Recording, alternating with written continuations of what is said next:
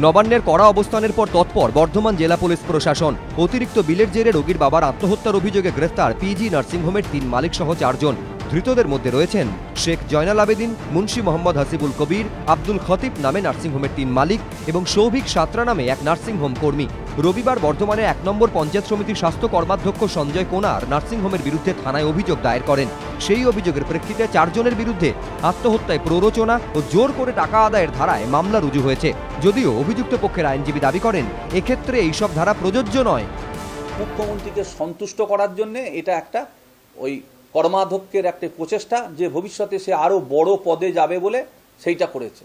এটা আত্মহত্যার প্ররোচনার কোনো ঘটনা হতেই পারে না। পরিষেবার বিনিময়ে টাকা, সেখানে এক্সটর্শনের কোনো প্রশ্নই নেই।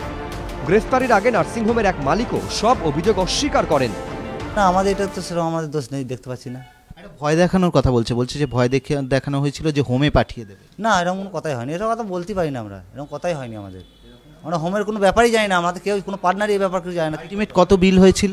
বিল হয়েছিল 42,260 টাকা। এদিন আদালতে তোলা হলে হাসপাতালের 3 কর্মীকে দুদিনের পুলিশ হেফাজতে পাঠানোর নির্দেশ দেন বিচারক। ধৃত নার্সিংহোম কর্মীর 28 তারিখ পর্যন্ত জেল হেফাজতে নির্দেশ। 17 ফেব্রুয়ারি বীরভূমের রামপুরহাট হাসপাতালে সন্তান প্রসব করেন ঝাড়খণ্ডের মলুটির বাসিন্দা চুমকি লেট। পরে অবস্থার অবনতি হওয়ায় তাকে বর্ধমান মেডিকেল কলেজ হাসপাতালে রেফার করা হয়। রোগীকে নিয়ে যাওয়ার জন্য সরকারি প্রকল্পে বিনামূল্যে অ্যাম্বুলেন্সও দেওয়া হয় বলে দাবি রামপুরহাট হাসপাতাল কর্তৃপক্ষের। কিন্তু ভুল করে এক বেসরকারি অ্যাম্বুলেন্স চালকের কাছে চলে যায় রোগীর পরিবার। বেসরকারি অ্যাম্বুলেন্স চালকের পরামর্শে মেয়েকে বর্ধমানের পিজি নার্সিংহোমে নিয়ে যান তপন লেট। অভিযোগ, কয়েকদিনের মধ্যে 42,000 টাকা বিল করে নার্সিংহোম। টাকা জোগাড় করতে না পেরে তপন লেট আত্মঘাতী হন বলে অভিযোগ পরিবারের।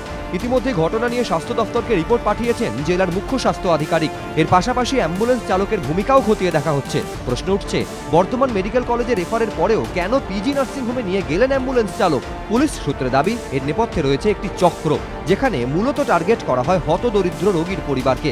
তাদের ভুল বুঝিয়ে এই ধরনের নার্সিংহোমে নিয়ে যাওয়া হয়, তার পরিবর্তে কমিশন পান অ্যাম্বুলেন্স চালক।